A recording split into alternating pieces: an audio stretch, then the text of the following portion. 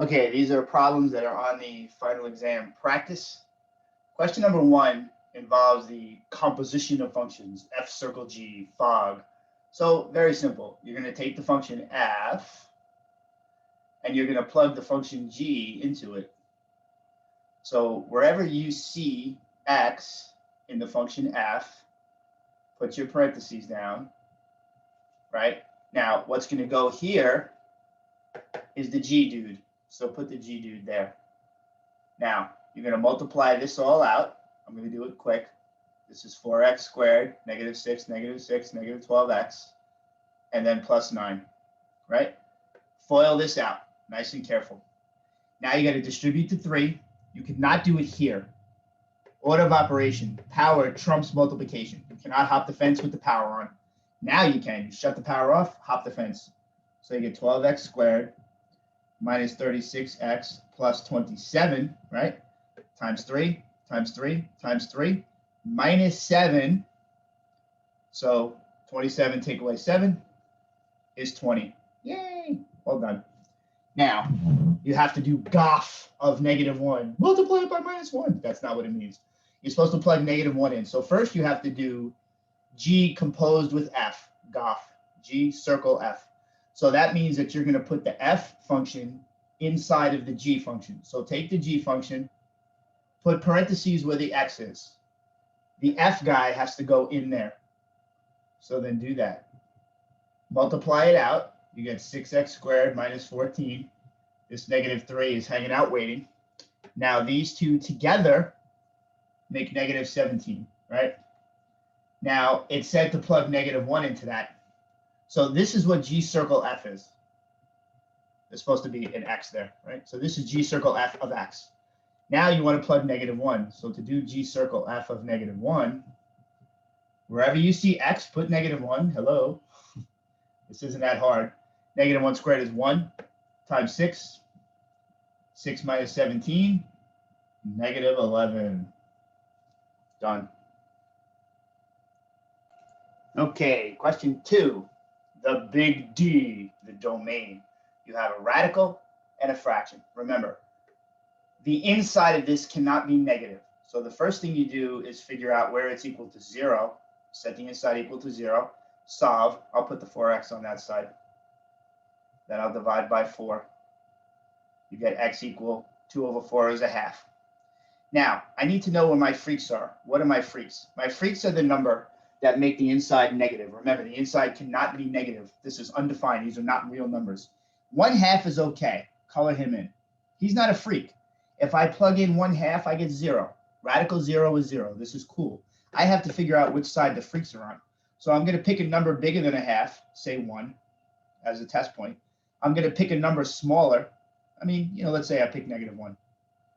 I'm going to pick a number on either side, and I'm going to plug it in. And I'm going to see 2 minus 4 times 1. 4 times 1 is 4. 2 minus 4, well, there you go. -2. Freak! These are your freaks. Now, if you plug -1 in, negative times negative is positive. So you get 2 plus 4, which is radical 6, which is positive. This is cool. These are the numbers that work. These numbers fail. They create negatives inside the radical. So these are your freaks. You throw them away. So what's way out there? -infinity.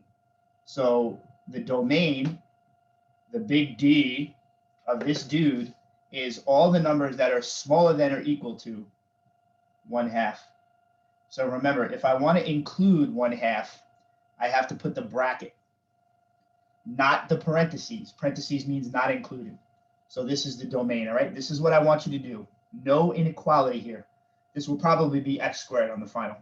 There's a big hint for you. Now, fraction, the domain of a fraction, what you cannot have is a 0 on the bottom. So you need the numbers that make 0 on the bottom, and you throw them away. They're freaks. So you set the bottom equal to 0, and you solve it. Factor it. You can use the square root if you want, but I won't. 3x and 3x. This is the difference in perfect squares. So you get x equal positive and negative 2/3, right? Set the bottom equal to 0. What about the top? You don't care about the top. The top can be 0. The bottom cannot be 0. So you set the bottom equal to 0, factor it, solve. I skipped all that. So what's the domain? The big D. Well, it's all real numbers except, it would help if I could spell, except x equal 2/3 and negative 2/3. I mean, if you want to write plus or minus like I did there, that's fine. This is your domain. You don't have to write this as an interval like you did here. This is a lot more of a pain in the neck to write as an interval. All right, so don't do it that way here. Just tell me all real numbers except for him and him. Freaks, throw them away. Okay, problem number 3. You need to find the inverse function. Now, normally this would say f of x, but to make it easier for you, I wrote a y there because the very first step of this problem is to switch x and y. Everywhere you see y, you put x, and everywhere you see x, you put y. And then you're going to solve for y. So this is step 1. All the x's become y, and then the y becomes x. Now, crisscross, right? You got to cross multiply here. This dude comes onto that side, right? So you're going to do 7 times x, and then negative 3y times x. I'm doing this for convenience to make it faster, right? So you cross multiply, x times that, x times that. Now, I'm solving for y. So everything with a y should go on the same side. Now, it's up to you what to do, but, you know, I like to try to keep this positive. So I'm going to add, your answer will be the same as mine. Your signs would just be different. I'm going to put the y's on the same side, and I'm going to put everything else on the other side. So I'm eliminating this from the left and moving it to the right. So now on the right, I have 2y plus 3xy. This negative 1 I eliminated. I subtracted it to this side. So what's there now? 7x minus 1. Don't be doing 7x minus 1 and telling me 6x. This is nonsense. These are not like terms. Now this side, you're going to factor out the y.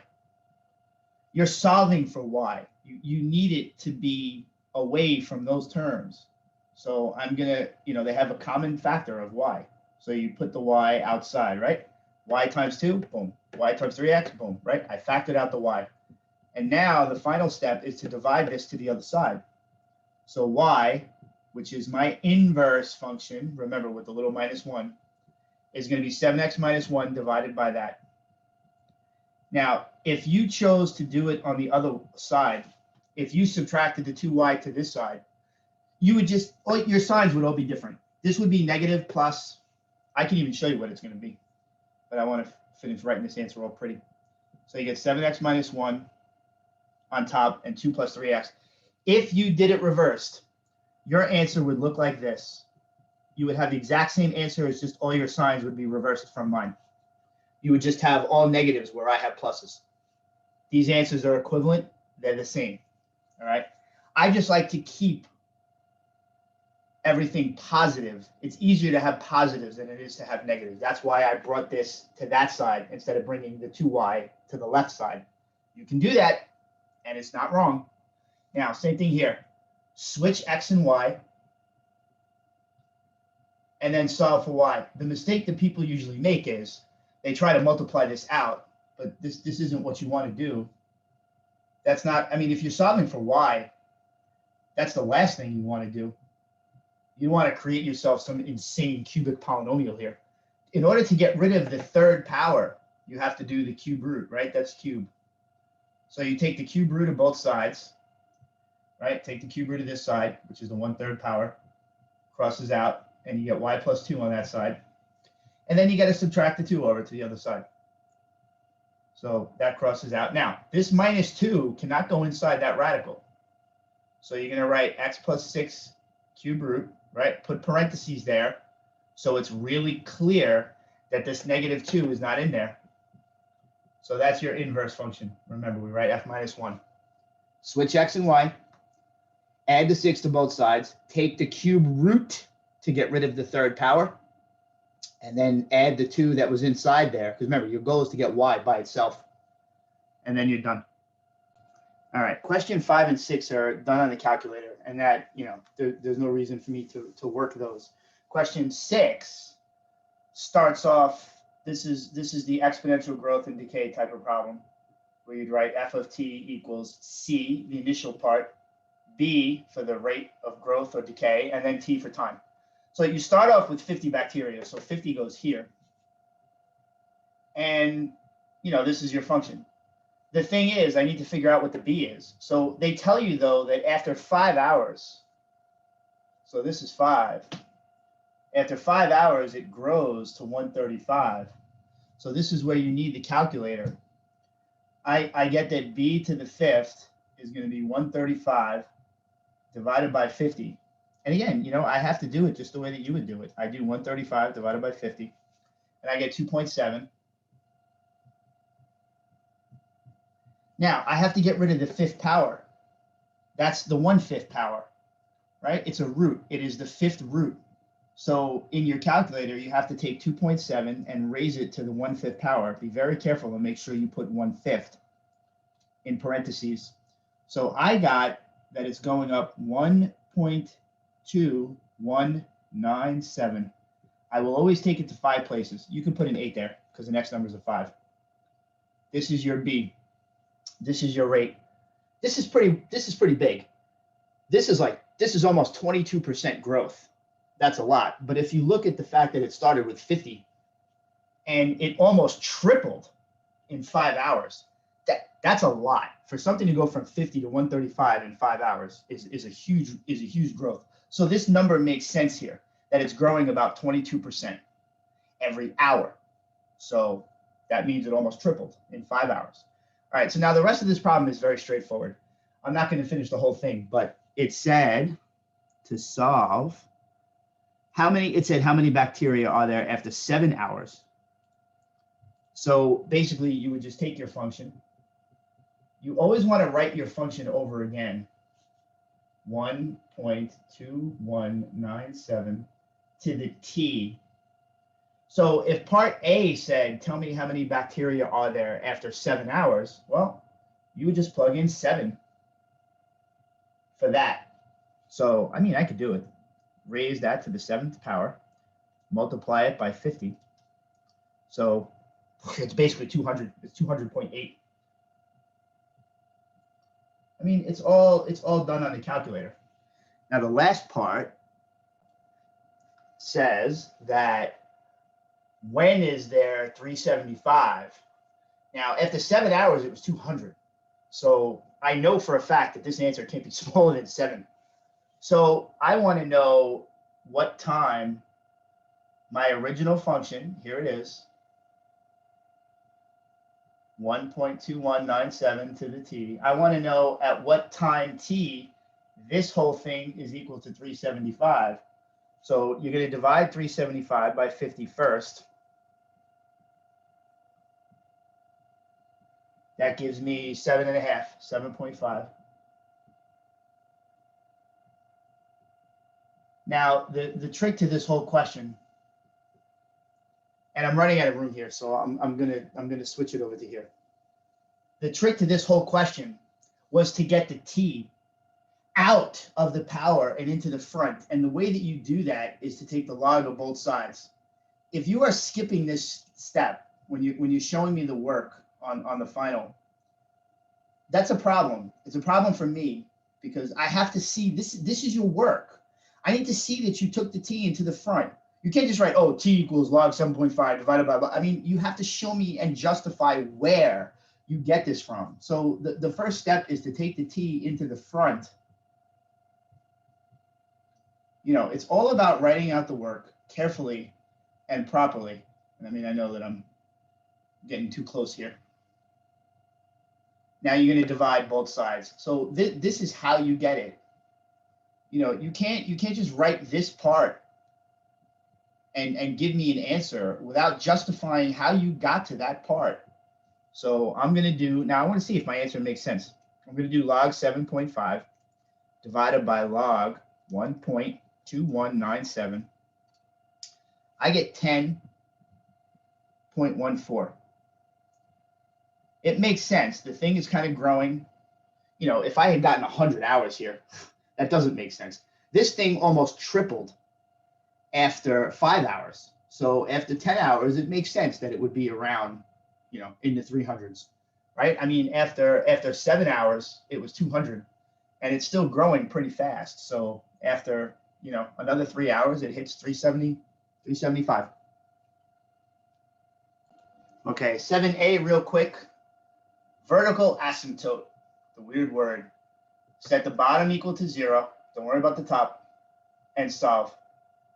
Could not be easier. This is your vertical asymptote. This would be a dashed line that indicates the freak. -4 breaks this function. You plug them into the bottom, you give it 0, throw them away. Now to do the horizontal is even easier.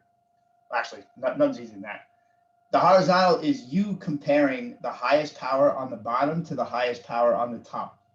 So the horizontal, remember, is y equals. So it's -2x over 1x. Hello, cross out the x's. Y equals -2. That is your horizontal asymptote. Easy. Don't make this question more difficult than it has to be. This is all you do. You're not graphing here. All right, 8a, solve by making the bases the same. You cannot write 8 as a power of 4. You write them both as a power of 2. 4 is 2 squared. Now, I have 1 over 8. I already know that 8 is 2 to the third, but 1 over 8 would be 2 to the -3. So I'm going to replace 1 over 8 with 2 to the -3. Now, you have to be really careful with your signs here. That's why I did that. Bases are the same. Set the powers equal. Here you get 2x minus 10. Here you get -6 plus 3x. Subtract this over to that side. You get x. Add 6 to this side. -4 over. X is -4. All right, this is 8b. I had to change this question. The way that it was on the original sheet didn't work out. Both answers failed. So first step, you're solving for x. You have a plus. That means you multiply these together. So you have x times x minus 3. And now the next step is very simple. If the logarithms are equal, then their inside parts are equal. So over here, you get x squared minus 3x, right? Distribute the x. Over there, you get 4x minus 10. Now you're going to set it equal to 0. Subtract the 4x over. I got to do this quick. Add the 10, right? Add 10. Now factor. Easy. Two numbers whose product is 10 with the same sign. Then when you add them up, you get a 7. It has to be 5 and 2. -5 times -2 is positive 10. -5 minus 2 is -7. So you get x equal 5, and you get x equal 2. I'm going to change this question to match this later on. You'll never know. When you plug 5 in, 5 minus 3, good. 5, hello, it's good. And then 4 times 5 is 20 minus 10, that's good. So he worked out just fine. When you plug 2 in, you get a -1 there. Instantly fails. He works here. He doesn't work there either. So this dude doesn't work. When you plug him in, you get a negative. The log of the negative number is not defined, so you have to reject that guy.